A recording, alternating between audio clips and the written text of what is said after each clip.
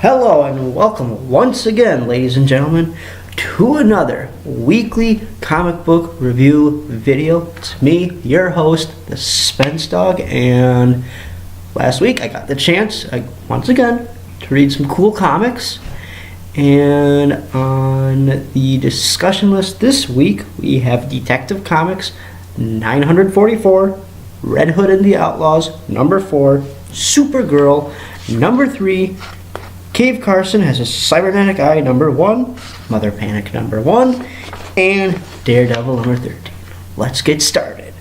Alrighty. First off, I'm going to start off with Detective Comics 944. The Victim Syndicate arc continues, and so far it's only been 2 issues, and it's already good. The Victim Syndicate, they've made it their move. They've declared war on Batman and his allies. They say that they've been affected by Batman's actions over his acts over the past several years of his vigilantism. And it's interesting because as we get farther into the issue, we are revealed that the members of the Victim Syndicate, they are connected to Batman's classic rogues gallery. So that means they've been affected by Poison Ivy, the Joker, Scarecrow, and the others as well. So it puts into their perspective, these people are Batman's enemies, and since I was affected by them, I'm going to take my anger out on Batman. Very interesting stuff if you ask me. Also, it seems poor Stephanie Brown can't catch a break at all. She's still having emotional problems with dealing with Tim's death and being attacked by the Victim Syndicate as well. And then at the ending, the leader confronts her from the Victim Syndicate. So I won't be surprised if she ends up quitting the team halfway through this arc. But also, interesting thing that's been revealed in this issue. There's no information on the main dude who's leading the Victim Syndicate. So, we know nothing about him. Also, it's interesting because Luke Fox, he wants to continue where Tim Drake left off with all of his inventions and technological advancements for Batman and his allies. So, is Batwing a go for the new group? We shall see. Also, for this issue, I'm giving it an 8.9 out of 10. All right, next issue, Red Hood and the Outlaws, number 4. Another good, solid issue.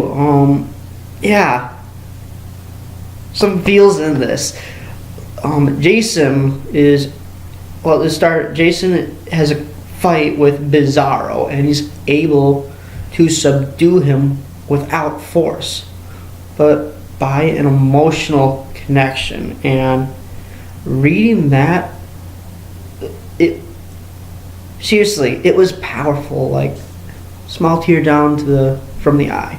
It was pretty moving to see that in a comic book, to have that powerful message being brought through. And also, like, we get this idea that Black Mask thinks him and Jason are similar in nature, but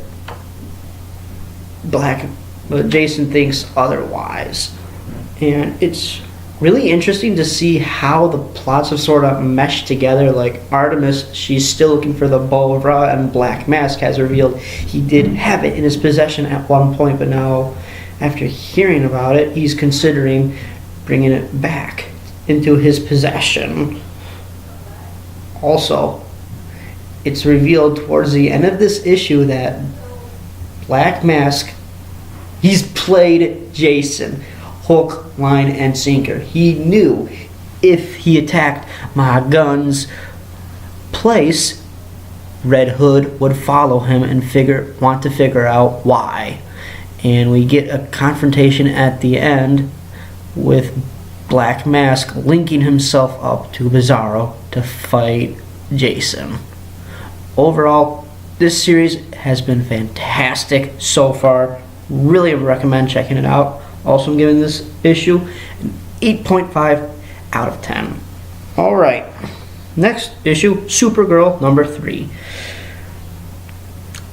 Overall, I think this is an okay series so far, but for this issue, we see Kara. She goes into space to see that Argo City has been rebuilt and make sure Zor-El isn't yanking her ankle.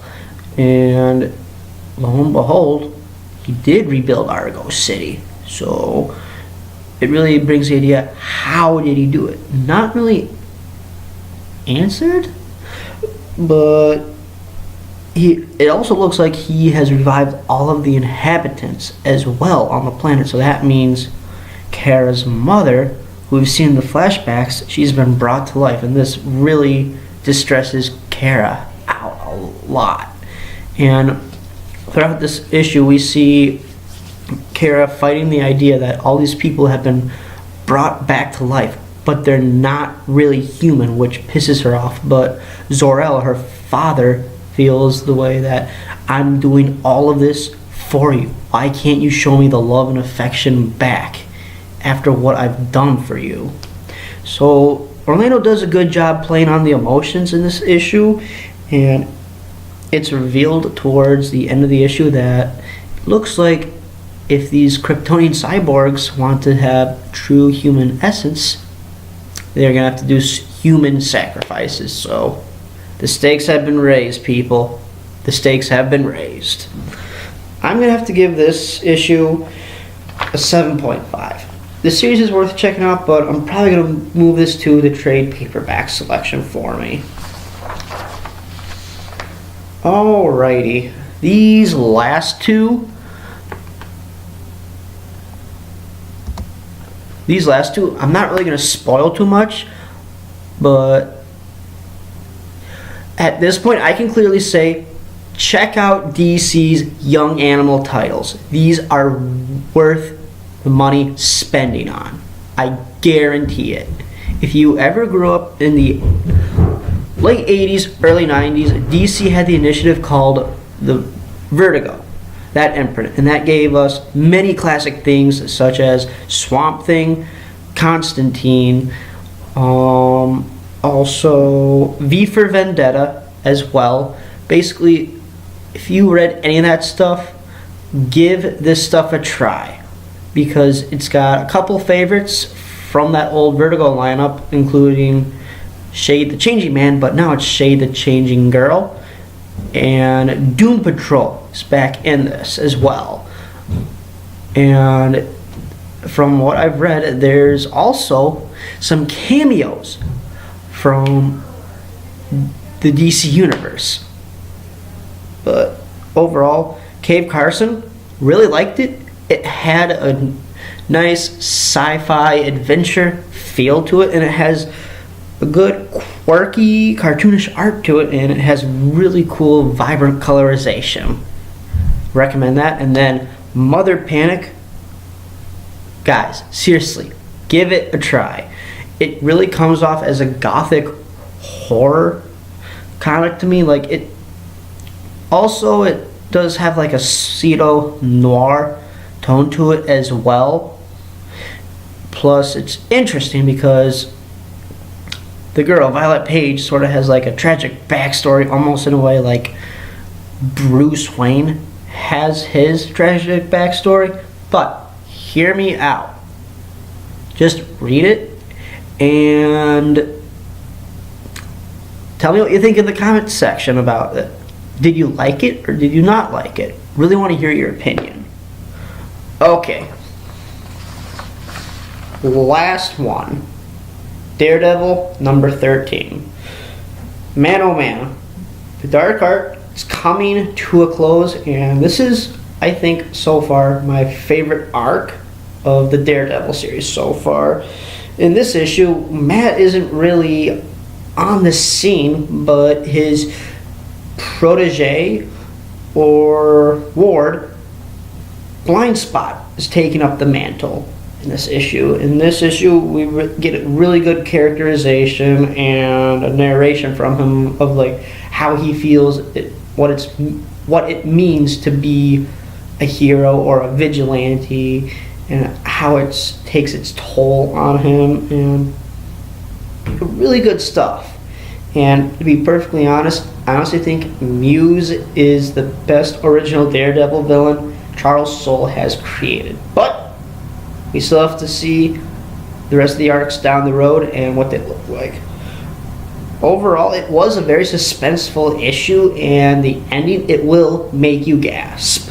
So, really recommend this series. And also, this upcoming weekend, I'm honoring my promise of doing graphic novel reviews, and I have it planned that I will do a graphic novel review this upcoming weekend of Batman: The Long Halloween. Get ready for that.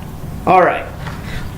Thank you for your video, and if you want to hear any of my opinions on comic books, follow me at Twitter at SpenceDogYoy.